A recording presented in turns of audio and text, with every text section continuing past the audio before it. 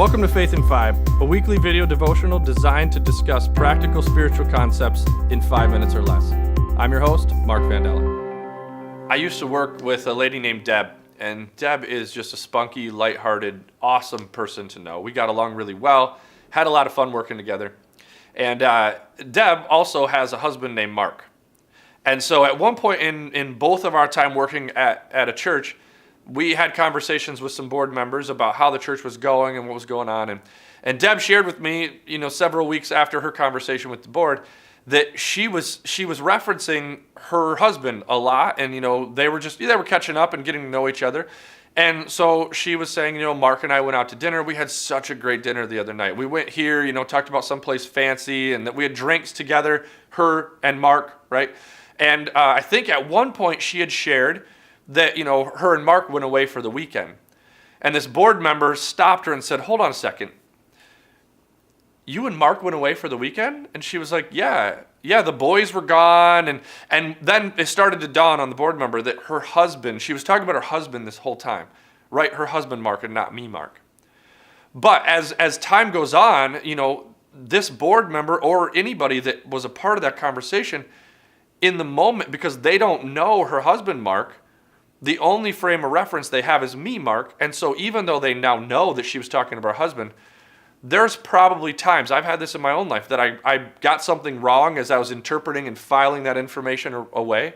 I'm sure there's times where they start thinking, man, Deb and Mark Vandella spend a lot of time together, even though we don't. I mean, she's great. I love her kids. Her kids are in my youth group. But we, because of this confusion, we're not quite certain because we don't know. They didn't know Mark, the husband, so they didn't know how to file it. And Claire admits in his book, The 10-Second Rule, that there are times where that's the case with God. That because we aren't that aware of God, because we don't have a good enough relationship with Him, that we're uncertain. We're not quite sure if some information that's coming to us is from God or not from God. And so that leads Claire to his next principle in the 10-second rule, is that the more you know about God, the more you learn about God, the better able you are to live out the 10-second rule. So the principle that we're going to talk about today is called the more you know. Right? And so Claire says that there are times that he said, I'm sure there's times that I respond to things that are not God that I thought were God. And then there's also times that I see something, I hear something, and I think that's not God, and I don't respond. And he said, but because of the 10-second rule, it doesn't necessarily matter that much as long as we continue to act on things that we're reasonably certain we think Jesus is asking us to do next. And Claire says that the best way to become more reasonably certain, the best way to know God's voice, is to learn more and more about Him. We don't know what we don't know.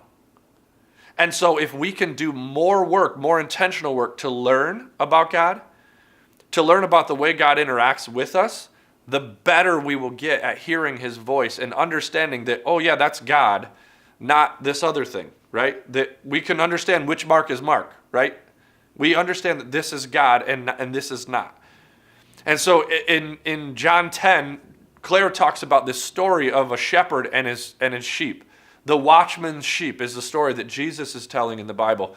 And it says that the sheep follow Him because they know His voice. It goes on to talk about how they wouldn't respond to a stranger's voice because they wouldn't recognize it. And so admittedly, there are times in our lives where we're a little bit distant from God and we don't recognize His voice as well or as clearly. Proverbs 3:6 says that if we listen to God's voice in everything we do, everywhere we go, He is the one who will keep us on track. And the way to respond, the way to hear, the way to know that it's God's voice is to engage in other things often. And Claire admits that it's not always an audible voice. Claire admits he's never heard God say, Claire, do this. And I've never heard God's voice. But I do know from reading the Bible and from engaging in life around Jesus, I know that God uses people. He uses things like being in groups and community. He uses things like the Bible. The more we read the Bible, we understand God's character more. We understand maybe what He wants us to do a little bit more. Prayer helps us connect and have conversations with God. So this week, as you live out your faith, think through the places that you can engage God and learn more about him so that you're better able to recognize his voice even in the places that it's not audible. Look at places like small groups where you talk about God and engage others. Look at church and attend and learn more in that way. Read the Bible and look for learning things about God's character. And lastly, pray. Communicate with him. Get on that same pace. Claire calls it in the zone.